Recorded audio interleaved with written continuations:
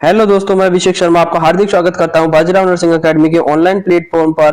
और अपन कंटिन्यू में डील करने जा रहे हैं जो उत्तराखंड सीएचओ का कल पेपर हुआ था, उसका नेक्स्ट पार्ट अपन डील करने जा रहे हैं। तो वीडियो पसंद आए तो लाइक शेयर एंड सब्सक्राइब जरूर करें, बेल आइकन को प्रेस करें और ज्यादा से ज्यादा मैक्सिमम अपने दोस्तों तक इसको शेयर कर दे ताकि सभी को इसका बेनिफिट मिल सके। तो अपन ने 25 क्वेश्चन तक कल डील कर लिया था, इससे आगे स्टार्ट करते हैं। 26 क्वेश्चन थे, तो 26 क्वेश्चन का आंसर होगा कि what test is used to diagnose the diphtheria. का डायग्नोसिस के लिए कौन सा टेस्ट यूज किया जाता है? तो उसमें डिप्थीरिया के डायग्नोसिस के लिए जो टेस्ट यूज किया जाता है उसका राइट आंसर होगा Schick test is used for the diphtheria. के लिए सिक टेस्ट यूज किया जाता है, तो इसका करेक्ट आंसर है सिक टेस्ट होगा। कुम टेस्ट देख लेते हैं। कुम टेस्ट होता है वो एरिथ्रोब्लास्टोसिस फेटालिस के लिए किया जाता है और उसमें जो आरबीसी के अगेंस्ट में एंटीबॉडीज डेवलप हो जाती है उसके बारे में पता लगाया जाता है। मॉन्टेक्स टेस्ट होता है वो टीबी के लिए करते हैं। नॉन एनएसटी होगा,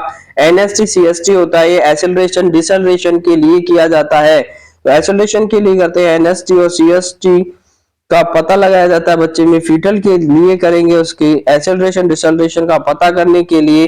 तो इसका करेक्ट आंसर होगा सिक टेस्ट होगा। 27 नंबर का क्वेश्चन देखते हैं। तो 27 नंबर का जो क्वेश्चन है कि इम्यूनाइजेशन होता है वो प्राइमरी प्रिवेंशन की बात चल रही है कि इम्यूनाइजेशन कौन से टाइप का प्रिवेंशन होता है। तो इम्यूनाइजेशन होता है, इसका करेक्ट आंसर होगा प्राइमरी प्रिवेंशन इज इम्यूनाइजेशन होता है, प्राइमरी प्रिवेंशन होता है। सेकेंड प्राइमरी प्रिवेंशन, और प्राइमरी प्रिवेंशन में आती है फर्स्ट पे आएगा हेल्थ प्रमोशन एंड सेकेंड पे आता है इम्यूनाइजेशन। सेकेंडरी प्रिवेंशन, और सेकेंडरी प्रिवेंशन का मतलब होता है कि आपको जो डिजीज हुई है उसको डिजीज को अर्ली स्टेज में उसको रोकना है और उसका जल्दी से जल्दी प्रॉम्प्ट ट्रीटमेंट करना है, यानी अर्ली आइडेंटिफिकेशन करो और प्रॉम्प्ट ट्रीटमेंट, उसका जल्दी से जल्दी उपचार करके ट्रीटमेंट करके उसको ठीक किया जाता है। सेकेंडरी प्रिवेंशन में आएगा। टर्सरी प्रिवेंशन में आता है कि जो भी आपका रिहेबिलिटेशन वाली कंडीशंस होती है, टर्सरी प्रिवेंशन में आएगी। डिसेबिलिटी प्रिवेंशन होगा। तो फर्स्ट 4 टाइप के मेनली प्रिवेंशन देखने को मिलता है। फर्स्ट प्रिवेंशन होगा वो होता है प्रीमोर्डियल प्रिवेंशन, जिसमें आपका डिजीज होती है वो एब्सेंट होती है, लेकिन इसके साथ साथ क्या देखने को मिलेगा कि जो कॉज या रिस्क फैक्टर होता है वो भी अगर एब्सेंट है तो प्रीमोर्डियल प्रिवेंशन है। अगर आपका रिस्क सेकेंड प्राइमरी होता है, प्राइमरी में आपका जो डिजीज कॉजिंग एजेंट होता है यानी रिस्क फैक्टर प्रेजेंट होता है लेकिन डिजीज एब्सेंट होती है, उसको प्रिवेंट किया जाता है, डिजीज होने से रोका जाता है प्राइमरी प्रिवेंशन में। सेकेंडरी प्रिवेंशन में क्या होगा, आपकी डिजीज हो चुकी है उसको अर्ली स्टेज में उसको रोकना है, उसकी रोकथाम करनी है, उसका ट्रीटमेंट करना है, जल्दी से जल्दी आइडेंटिफिकेशन करना है। तो सभी स्क्रीनिंग टेस्ट होते हैं वो आपके सेकेंडरी लेवल ऑफ प्रिवेंशन में आएंगे। जबकि टर्शरी लेवल में क्या होता है कि जो भी आपका हो चुका है उसको रिहेबिलिटेशन के लिए वापस से पुरानी वाली अवस्था में मैक्सिमम वर्किंग कंडीशंस में लाना टर्सरी इम्यूनाइजेशन कहलाता है। तो immunisation is a primary prevention होगा। तो करेक्ट आंसर इसका ए होगा। 28 क्वेश्चन देखते हैं कि what cause dengue infection. Dengue का इन्फेक्शन होता है किसके द्वारा होता है? तो डेंगू का इन्फेक्शन होगा, इसका करेक्ट आंसर होगा सी एडिस एजिप्टाई के द्वारा डेंगू का इन्फेक्शन होता है। आर्थोवायरस, आरएनए वायरस या पैरामिक्सो वायरस के द्वारा नहीं होता, एडिस एजिप्टाई वायरस के द्वारा ही डेंगू का इन्फेक्शन होता है, एडिस एजिप्टाई के द्वारा। 29 नंबर का क्वेश्चन डील करते हैं कि vitamin C is also known as. Vitamin C को किस नाम से जाना जाता है? तो vitamin C is also known as ascorbic acid. Ascorbic acid, vitamin C को एस्कॉर्बिक एसिड के नाम से जाना जाता है। टोकोफेरोल होगा। Vitamin C is also known as the ascorbic acid के नाम से इसको जाना जाता है। एस्कॉर्बिक एसिड होता है विटामिन सी कहलाएगा। टोकोफेरोल होता है, tocopherol. Vitamin E is also known as tocopherol, vitamin E को कहा जाता है टोकोफेरोल। पेंटोथेनिक एसिड होता है विटामिन B6 होगा, वो सॉरी पेंटोथेनिक एसिड होता है विटामिन B5 होता है, उसे पेंटोथेनिक एसिड होता है। Vitamin B5 is also known as pantothenic acid. Question number 30। तो क्वेश्चन नंबर 30 को डील करते हैं कि क्वेश्चन नंबर 30 क्या कहना चाह रहा है कि tuberculosis is caused by. Tuberculosis किसके द्वारा होता है, यानी टीबी होती है किसके द्वारा होती है? तो इसका करेक्ट आंसर होगा माइकोबैक्टीरियम ट्यूबरक्लोसिस के द्वारा टीबी होती है, ट्रांसमिट होती है। तो पॉजिटिव एजेंट होगा माइकोबैक्टीरियम होता है, साल्मोनेला होता है, साल्मोनेला टाइफी के द्वारा क्या होता है, टाइफाइड होती है। स्ट्रेप्टोकोकस एंड स्टेफाइलोकोकस होता है, वो टीबी के लिए जिम्मेदार नहीं होता है। तो मेनली जिम्मेदार होता है टीबी के लिए, रेस्पॉन्सिबल होगा वो होगा माइकोबैक्टीरियम ट्यूबरक्लोसिस। 31 का आंसर होगा कि अगर फ्रेशली आपने ओआरएस प्रिपेयर किया है तो उसको कितने आवर्स के बाद में यूज नहीं करना है। तो the freshly prepared ORS should not be used after, यानी कितने आवर्स के बाद आपको ओआरएस को यूज करना नहीं होता है। तो 24 आवर्स के बाद में इसको ओआरएस को डिस्कार्ड कर देना होता है। आपने 1 लीटर में 1 पैकेट को आपको ओआरएस को डिसोल्व करना होता है और उसको विथ इन 24 आवर्स में यूज करना होता है। 24 आवर के बाद में इसको डिस्कार्ड कर देते हैं, इसका यूज नहीं करते हैं। तो 31 के बाद में का करेक्ट आंसर होगा 24 आवर्स। 32 की बात कर लेते हैं तो 32 का विच of the following disease cause by bacteria के द्वारा कौन सी डिजीज होती है। तो हेपेटाइटिस ए होता है, वो वायरस, हेपेटाइटिस ए वायरस होता है जो कि फीकल ओरल रूट से फैलता है। टाइफॉइड होता है, तो इसका करेक्ट आंसर होगा टाइफॉइड। और टाइफॉइड होता है वो किसके द्वारा होता है, साल्मोनेला टाइफी के द्वारा होता है। और साल्मोनेला टाइफी क्या है, एक बैक्टीरिया है। तो बैक्टीरिया के द्वारा कौन सी फैलती है पूछा है, करेक्ट आंसर बी होगा।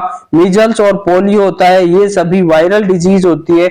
Measles is also known as rubeola and German measles is also known as rubella. तो ये सभी वायरल डिजीज है। टाइफॉइड होता है except typhoid, typhoid is bacterial disease जो कि साल्मोनेला टाइफी के द्वारा फैलती है। क्वेश्चन नंबर 33 की विच ऑफ द फॉलोइंग जो वाटरबोर्न डिजीज, वाटरबोर्न डिजीज कौन सी होती है। तो इसका करेक्ट आंसर होगा A, cholera is a waterborne disease. Malaria होता है वो पैरासाइटिक होती है, वेक्टरबोर्न डिजीज होती है। ट्यूबरक्लोसिस होती है वो एयरबोर्न ट्रांसमिशन होता है, इसका ड्रॉपलेट ट्रांसमिशन होगा। इन्फ्लुएंजा होता है वो भी आपका ड्रॉपलेट के द्वारा फैलता है। तो वाटर के द्वारा फैलने वाली डिजीज है वाटरबोर्न डिजीज, वो कोलेरा होता है। और कोलेरा को में कौन सा, कोलेरा में एग्जाम में क्वेश्चन आता है कि एग्जाम में क्वेश्चन आएगा कोलेरा से, तो पूछा जाएगा कि राइस वाटर स्टूल किसमें देखने को मिलेगा। तो राइस वाटर स्टूल होगा कोलेरा में देखने को मिलता है। पीस ऑफ डायरिया किसमें देखने को मिलेगा, टाइफाइड में पीस ऑफ डायरिया देखने को मिलता है। बात कर लेते हैं कि आपका ओलाइव शेप मास्क किसमें देखने को मिलता है। तो हाइपरट्रोपिक पाइलोरिक स्टेनोसिस में, क्या एचपीएस में हाइपरट्रोपिक पाइलोरिक स्टेनोसिस में ओलाइव शेप का मास्क देखने को मिलेगा। या बात करें कि रिबन लाइक स्टूल किसमें देखने को मिलता है, तो स्ट्रसबर्ग डिजीज या एग एंग्लियोनिक मेगा कोलोन में देखने को मिलेगा। जबकि बात करें कि रिकरेंट जेली लाइक स्टूल, तो रिकरेंट जेली लाइक स्टूल देखने को मिलता है इंटरोसेप्शन में। तो exam of point of view से ये बहुत ही ज्यादा इंपॉर्टेंट है। चारों जो आंसर आए हैं, इसके चारों जो ऑप्शन है सभी को डील करते हुए चल रहे हैं। तो आपके लिए आने वाली सभी अपकमिंग एग्जाम में बहुत ही फायदेमंद साबित होने वाला है। तो वीडियो को अंत तक देखें और अगर पसंद आए तो लाइक शेयर एंड सब्सक्राइब जरूर कर दे, अपने दोस्तों के साथ इसको ज्यादा से ज्यादा शेयर कर दे। 33 का आंसर हो गया है, इसमें कोलेरा होगा। 34 की बात कर लेते हैं। 34 का जो आंसर हो रहने वाला है epidemiological triad are included except, यानी एपिडेमियोलॉजिकल ट्राइड में सभी इंक्लूडेड है, एक को छोड़कर। एक्सेप्ट का मतलब होता है कि एक के सिवा सभी इंक्लूडेड है। तो एजेंट, होस्ट एंड एनवायरनमेंट होते हैं, लेकिन इन्वेस्टिगेटर होता है वो नहीं होता है। तो इसका करेक्ट आंसर होगा वो होगा डी, क्योंकि इसमें एजेंट, होस्ट एंड एनवायरनमेंट होते हैं, वो एपिडेमियोलॉजिकल ट्राइड का पार्ट होता है, लेकिन इन्वेस्टिगेटर होता है वो एपिडेमियोलॉजिकल ट्राइड का पार्ट नहीं होता है। तो करेक्ट आंसर होगा डी। 35 क्वेश्चन की बात करते हैं। 35 में आंसर होगा what is the immediate first aid treatment for dog bite. अगर किसी ने, कुत्ते ने किसी पर्सन को, किसी डॉग ने बाइट कर लिया है तो उसके बाद में फर्स्ट एड ट्रीटमेंट क्या होगा। तो क्या करना है सबसे पहले, तो इसका करेक्ट आंसर होगा कि wash with soap and water for 15 minute. आपको उसको सोप एंड वाटर से वॉश करना है 15 मिनट तक। आपको खुले टैप वाटर में, ये नहीं कि आपको खुले बहते हुए जल में, टैप वाटर में उसको वॉश करना है सोप से, सोप एंड वाटर से। फर्स्ट 15 मिनट में उसको वॉश करना है, उसको कवर नहीं करना है। Apply anti septic solution apply नहीं करते। सूचर अगर बिग वुंड है तो सूचर लगाना है, नहीं तो सूचर होता है वो मेनली अवॉइडेड किया जाता है। सबसे पहला काम होगा कि अगर कुत्ते ने काटा है तो आपको कुत्ते को बाद में देखना है, पहले अपना इलाज करना है। तो अपना इलाज में क्या होगा, टैप वाटर के नीचे जाकर के उसको फर्स्ट 15 मिनट तक उसको लगातार कंटिन्यूस में सोप एंड वाटर से इसको वॉश करना है। तो इसका करेक्ट आंसर हो गया है डी। 36 क्वेश्चन की बात करते हैं कि रूबेला इज ए, तो अपन ने पहले ही डील कर लिया है कि रूबेला क्या है। Rubella is also known as German measles, जबकि rubella is also known as German measles होता है। इसका करेक्ट आंसर डी होगा। वूपिंग कफ को पर्ट्यूसिस के नाम से जाना जाता है, 100 डे कप के नाम से भी जानते हैं। टिटनस होता है वो टिटनस होगा, तो टिटनस क्लोस्ट्रीडियम टिटनाई के द्वारा होता है। मीजल्स होता है, मीजल होगा और मीजल को नाम दिया जाता है कि rubeola is also known as measles, जबकि rubella is a German measles, rubella को जर्मन मीजल्स कहते हैं। तो करेक्ट आंसर होगा डी होगा इसका। 37 की बात कर लेते हैं कि 37 में DPT vaccine is administered by which method, कौन से मेथड से डीपीटी की वैक्सीन एडमिनिस्टर की जाती है। तो इसका करेक्ट आंसर होगा बी होगा, इंट्रामस्कुलर रूट से डिप्थीरिया, पर्ट्यूसिस और टिटनस की वैक्सीन दी जाती है। 0.5 ml देते हैं आपको, बच्चे की थाई में देंगे, यानी कि वास्टस लैटरलिस मसल्स में यूज करते हैं। अगर इन्फेंट है 1 से लेकर के 3 साल तक के यानी टोडलर तक के जो एज होती है उसमें जो मेनली आईएम साइट यूज की जाती है वो वास्टस लैटरलिस होती है, जो कि आपकी एंटीरियर थाई में पाई जाती है, एंटीरियर मिड थाई में ये देखने को मिलेगी। तो वहां पर इसको 0.5 ml एडमिनिस्टर करते हैं। ओरल रूट से नहीं देते हैं, ओरल रूट से देते हैं। पोलियो की वैक्सीन होती है जो कि 2 बूंद जिंदगी की नाम से फेमस है। रोटा वायरस होगा, रोटा वायरस की भी आपको देते हैं, ओरल रूट से देते हैं। टाइफोरल, ओरल हुई, ये सभी वैक्सीन होती है जो ओरल से दी जाती है। लेकिन डिप्थीरिया का पूछा है तो डिप्थीरिया, पर्ट्यूसिस, टिटनस इंट्रामस्कुलर से देंगे, इंट्राडर्मल में देते हैं। टीबी की जो वैक्सीन होती है बीसीजी वैक्सीन, उसको इंट्राडर्मल देते हैं। मेनली दिया जाता है जन्म के समय 0.05 ml एंड आफ्टर 1 मंथ देते हैं तो 0.1 ml दी जाती है। सबकुटेनियस से मीजल्स, मम्स, रूबेला की वैक्सीन देते हैं, सबकुटेनियस देंगे तो इसका करेक्ट आंसर होगा इंट्रामस्कुलर, आईएम रूट से इसको दिया जाता है। 38 क्वेश्चन की बात करते हैं तो 38 क्वेश्चन का आंसर होगा a newborn failure to pass the meconium within the first 24 hour after birth में इंडिकेट द विच फॉलोइंग। अगर किसी न्यूबॉर्न ने मेकोनियम पास नहीं किया है 24 आवर तक तो क्या इंडिकेट करता है उसको, कौन सी डिजीज हो सकती है। करेक्ट आंसर होगा इसका डी, हिर्चस्प्रंग डिजीज, जिसे कि एगैंग्लियोनिक मेगाकोलोन के नाम से भी जाना जाता है। और उसमें गैंग्लियोनिक नर्व फाइबर होते हैं, इंटेस्टाइन के पार्ट में गैंग्लियोनिक नर्व फाइबर होते हैं, वो एब्सेंट हो जाते हैं और उसकी वजह से वहां के पेरिस्टाल्सिस मूवमेंट नहीं हो पाता है।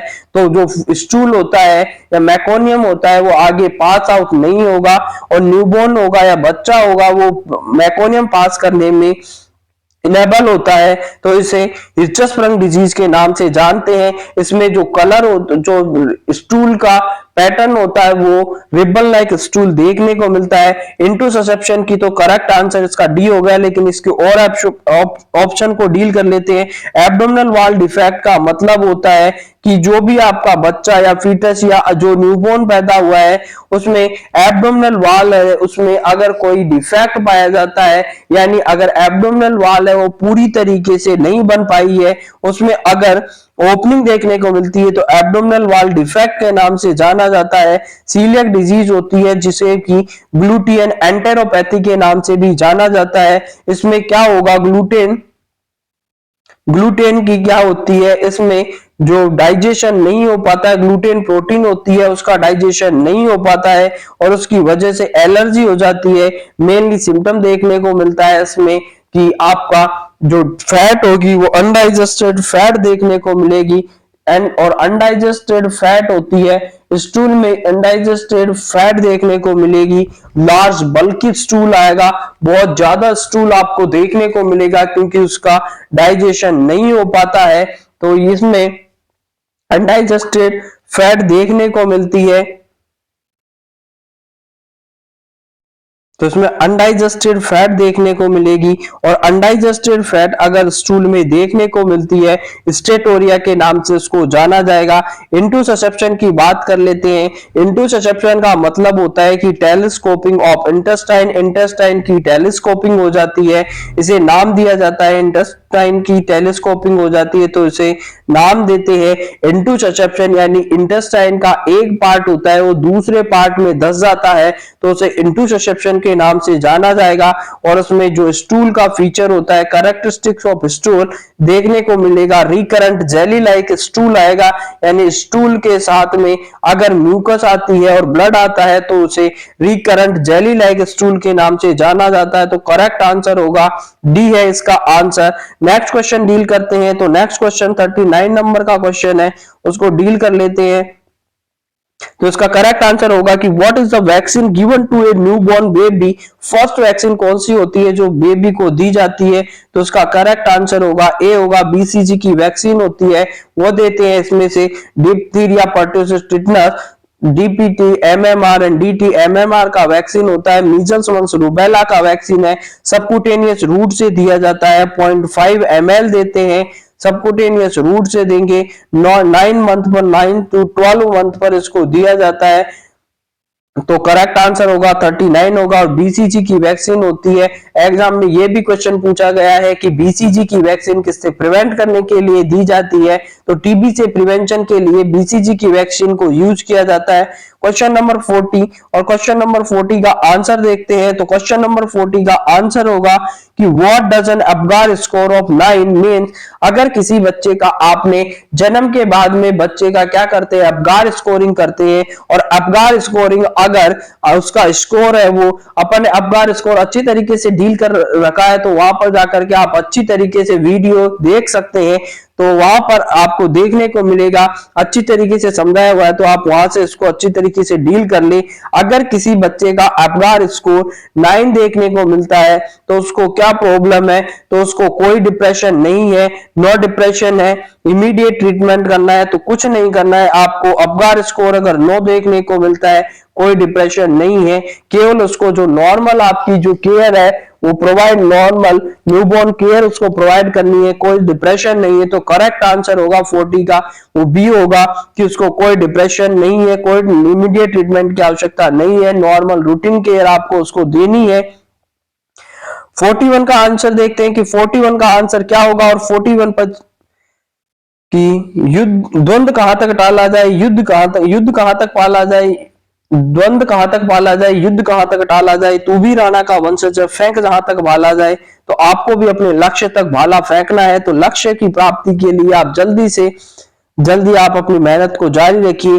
कि when an anterior fontanelle does normally close. अब क्या होगा कि एंटीरियर फोंटेनल कब क्लोज होता है? तो एंटीरियर फोंटेनल, इसका करेक्ट आंसर होगा 12 to 18 मंथ, यानी 1 से 1.5 साल पर ये क्लोज हो जाता है। 1 to 1.5 ईयर पर ये क्लोज हो जाएगा। एंटीरियर फोंटेनल होता है, एंटीरियर फोंटन होगा डायमंड शेप का होता है, जबकि पोस्टीरियर फोंटल होता है, एंटीरियर फोंटेनल को ब्रैगमा के नाम से जानते हैं, पोस्टीरियर फोंटेनल को लैम्बडा के नाम से जाना जाता है। एंटीरियर फोंटेनल होता है वो डायमंड शेप का होता है, पोस्टीरियर फोंटेनल लैम्बडा होता है वो ट्राइंगुलर शेप का होता है। एंटीरियर फोंटेनल होता है 12 to 18 मंथ पर क्लोज हो जाता है, यानी 1 से 1.5 साल पर ये क्लोज हो जाएगा। जबकि आपके बात करें पोस्टीरियर फोंटेनल लैम्बडा की, वो जल्दी क्लोज होता है और वो केवल 6 से लेकर के 8 वीक पर, यानी 1.5 से लेकर के 2 मंथ पर वो क्लोज हो जाता है। तो इसका करेक्ट आंसर होगा एंटीरियर फोंटेनल क्लोज होता है 12 से 18 मंथ पर देखने को मिलेगा। Question number 42, according to the Freud oral stage is between, according to Freud, Sigmund Freud के अनुसार ओरल स्टेज कब देखने को मिलती है? तो इसमें आपको याद रखना है ओरल स्टेज, ओरल के बाद में आती है एनल स्टेज, एनल के बाद में लैटेंट, फैलिक, फैलिक के बाद लैटेंसी एंड जेनाइटल स्टेज। ओए पापा, इसको याद रखने की ट्रिक है।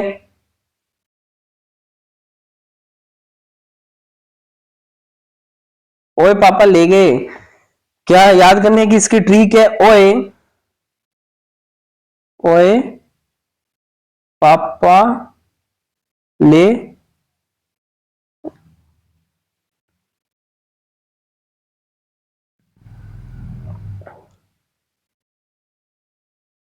तो उसको याद करने की ट्रिक है ओए पापा ले गए, यानी कि according to the Freud oral stage. आप अब नेक्स्ट वीडियो में अपन अच्छी तरीके से इसको डील कर लेंगे कि क्या सिगमंड फ्रूड के अनुसार कौन कौन सी स्टेजेस होती है।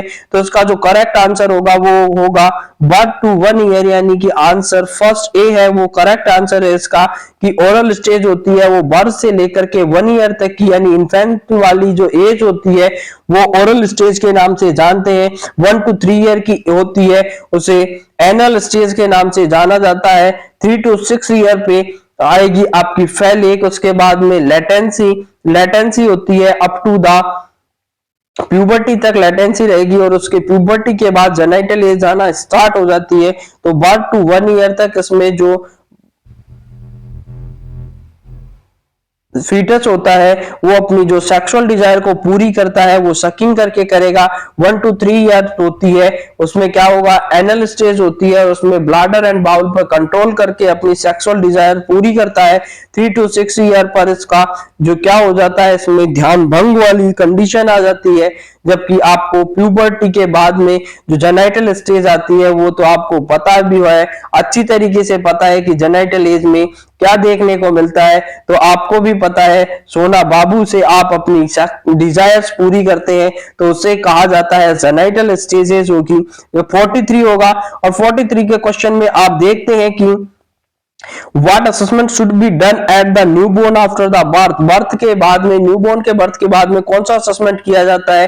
तो अपन ने अच्छी तरीके से डील किया हुआ है कि बर्थ होगा, बर्थ के बाद आपको 1 मिनट, 1 मिनट एंड 5 मिनट पर अबगार स्कोरिंग करना होता है। अबगार स्कोर में 0 मिनिमम होता है, जबकि मैक्सिमम आपका स्कोर होगा वो 10 होता है। अगर 0 है तो उसमें बिल्कुल सीजेशन वाली या कंडीशन होती है कि बच्चा डी किया हुआ है, डेथ है, या बिल्कुल कोई रेस्पॉन्स नहीं है, 0 आता है। मैक्सिमम फुल्ली अगर एक्टिव है तो 10 उसका स्कोर देखने को मिलेगा। 1 मिनट एंड 5 मिनट पे करते हैं। 5 मिनट वाला मोर रिलायबल माना जाता है क्योंकि बच्चा अपनी माता के पेट से निकल करके बाहर आया है तो उसको बाहर वाला एनवायरनमेंट थोड़ा अजीब देखने को मिलता है। तो इस तरीके से अबगार स्कोर होगा, उसका असेसमेंट करते हैं न्यूबॉर्न का आफ्टर बर्थ के बाद। तो करेक्ट आंसर हो गया 43 का डी होगा। उसके बाद में 44 का आंसर की बात करते हैं कि 44 का आंसर क्या होगा। What is the first aid treatment for choking? अगर किसी पर्सन को चोकिंग हुआ है, यह अच्छी तरीके से आपने डील किया हुआ है कि फॉरेन बॉडी का एयरवे ऑब्स्ट्रक्शन है तो उसको कैसे रिमूवल किया गया है, ये पढ़ाया हुआ है अभी 2-4 दिन पहले ही मैंने इसको डील किया हुआ है अच्छी तरीके से। तो इसका करेक्ट आंसर होगा कि give sharp block between shoulder blade के बीच में, यानी जो आपकी स्कैपुला होती है, शोल्डर ब्लेड होती है, उसके बीच में आपको शार्प बैक ब्लो देना होता है। शार्प बैक ब्लो देंगे, अपनी जो पाम होती है उसकी जो हील होती है उससे आपको टैपिंग करनी होती है या वहां पर फ्लैप करना होता है। तो 5 बैक ब्लो देते हैं तो उसकी वजह से क्या होगा कि जो फॉरेन बॉडी ऑब्स्ट्रक्शन हुआ था वो रिमूवल हो सकती है।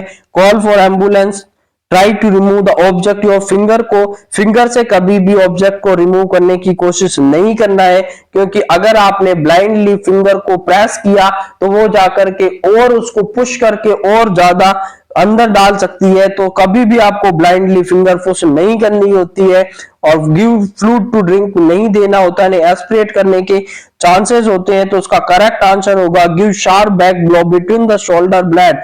45 का आंसर देखते हैं कि 45 का आंसर होगा कि what is the route of BCG vaccine? BCG vaccine का कौन सा रूट होता है? तो अपन ने अभी डील किया था कि इंट्राडर्मल रूट, आईडी रूट से बीसीजी वैक्सीन दी जाती है, टीबी से प्रिवेंशन करती है।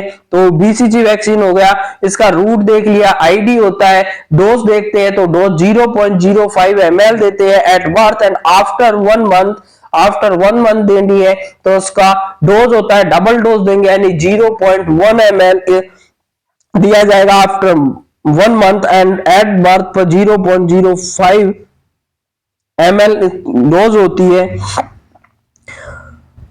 इंट्रामस्कुलर, डीपीटी वगैरह सभी जो बाकी की वैक्सीन है, डीपीटी हुआ, इंट्रामस्कुलर देते हैं। सबकुटेनियस रूट से मीजल्स मम्स रूबेला देंगे, इंट्रावीनसली नहीं देते हैं। इंट्रावीनसली एक्चुअल में जो वैक्सीन होती है इंट्रावीनसली नहीं दी जाती है। तो 46 का जो आंसर रहने वाला है कि excessive production of growth hormone in children is also known as gigantism के नाम से जाना जाएगा। तो करेक्ट आंसर होगा 46 का जिजेंटिज्म होगा। बच्चों में अगर और ग्रोथ हो रही है, ग्रोथ हार्मोन का प्रोडक्शन हो रहा है एक्सेसिव, तो उसे जिजेंटिज्म कहते हैं। जबकि अगर अडल्ट में ग्रोथ हार्मोन का एक्सेसिव प्रोडक्शन होता है, एक्रोमेगेली कहलाएगा। कुशिंग सिंड्रोम में ग्रोथ हार्मोन का नहीं, जो टोटल आपका कुशिंग सिंड्रोम में क्या होता है, बफेलो हम्प देखने को मिलती है। Buffalo hump is the correct, buffalo hump होगी, मून फेस देखने को मिलेगा। और कुशिंग सिंड्रोम में क्या होता है, जो आपके गोइटर कुशिंग सिंड्रोम और कुशिंग सिंड्रोम में आपको बफेलो हम्प देखने को मिलती है, बिल्कुल मिलेगी। मून फेस होगा, चांद सा मुखड़ा। आप जो चांद सा मुखड़ा देखते हो नाइट में, वो मुखड़ा अगर किसी को देखने को मिल रहा है, आप कहते हो अपनी सोना बाबू से कि आप तेरा मुखड़ा चांद की तरह दिख रहा है, तो पगलो उसको डिजीज हो गई है। और डिजीज हो गई है कौन सी, कुशिंग सिंड्रोम हो चुका है उसको। इसलिए आपके सोना बाबू का जो चेहरा है वो बिल्कुल खिला खिला लग रहा है। तो अगर एक्सेसिव प्रोडक्शन होने लग जाता है ग्लूकोकोर्टिकोइड्स का, तो उसकी वजह से कुशिंग सिंड्रोम डेवलप हो जाता है, गोइटर होता है। आयोडीन की कमी की वजह से जो ग्लैंड्स होती है उसका क्या हो जाता है, जाकर के ये थायराइड ग्लैंड को क्या कर देगा, आयोडीन की कमी से थायराइड ग्लैंड की स्वेलिंग हो जाती है। तो गोइटर में ये देखने को मिलेगा। ये करेक्ट आंसर होगा जिजेंटिज्म में। इसका 47 नंबर का क्वेश्चन डील करते हैं कि diarrhoea is more common in incorrect infant feeding होती है, उसमें डायरिया देखने को मिलेगा। तो करेक्ट आंसर होगा 47 का, वो इनकरेक्ट इन्फेंट फीडिंग देखने को मिलती है। 48 और 48 का आंसर को डील करते हैं। तो 48 क्वेश्चन का आंसर होगा, करेक्ट आंसर होगा कि what is the normal length of the newborn baby की नॉर्मल लेंथ क्या होगी। तो 20 इंचेज होती है वो नॉर्मल लेंथ देखने को मिलेगी। और 20 इंच का मतलब हो गया 50 सेंटीमीटर, और इंच को कन्वर्ट करना है सेंटीमीटर में, तो उसको 2.54 से मल्टीप्लाई कर दीजिए। अब बच्चों ने यही पढ़ा है, मोस्ट ऑफ देम मेरे को पता है कि इसका 45 से 50 सेंटीमीटर एवरेज लेंथ देखने को मिलती है। तो यहां पर इनको थोड़ा सा बच्चों को कंफ्यूजन क्रिएट हुआ होगा, लेकिन उसको डील करने के लिए कि 1 इंच इज इक्वल टू 2.54, तो इसको 20 को 2.54 से जैसे ही आप मल्टीप्लाई करोगे वो आंसर होगा सेंटीमीटर में आ जाएगा। तो इसका करेक्ट आंसर है 20 इंच देखने को मिलेगा। 49 का जो आंसर रहने वाला है कि what is the common cause of oral thrush, और ओरल थ्रस का कॉमन कॉज होगा वो फंगस होता है। और फंगस में जो ओरल थ्रस का मेन कॉज होता है वो कैंडिडा एल्बिकेंस देखने को मिलेगा। तो करेक्ट आंसर है वो ओरल थ्रस होता है, वो फंगस के द्वारा होता है। और जो पॉजिटिव एजेंट होता है मेनली वो आपका कैंडिडा एल्बिकेंस की वजह से देखने को मिलता है। बैक्टीरिया, वायरस और रिकेट्स होते हैं वो ओरल थ्रस के लिए जिम्मेदार नहीं होते हैं। तो करेक्ट आंसर हो गया सी, फंगस। 50 क्वेश्चन नंबर डील करते हैं 50, और एक कलेक्शन ऑफ द पस इन द प्लूरल कैविटी, ये अपन ने कल भी डील किया था कि एम्फाइमियम में प्लूरल एम्फाइमिया और एम्फाइमियम में क्या हो जाता है, पस का कलेक्शन हो जाता है। प्लूरल कैविटी में पस कलेक्शन है तो उसे एम्फाइमा के नाम से जाना जाता है। तो collection of pus in the pleural cavity is known as the empyema के नाम से जाना जाएगा। तो यहाँ तक आपने सेकंड पार्ट को डील कर लिया है। अब नेक्स्ट पार्ट में आगे वाले क्वेश्चन डील करेंगे। अगर वीडियो पसंद आए तो लाइक, शेयर एंड सब्सक्राइब जरूर करें, अपने दोस्तों के साथ शेयर करें ताकि ज्यादा से ज्यादा लोगों को इसका बेनिफिट मिल सके। और मिलते हैं आपसे बहुत जल्द नए वीडियो में, इसके आगे वाले क्वेश्चन को डील कराएंगे। तब तक के लिए जय हिंद, जय भारत।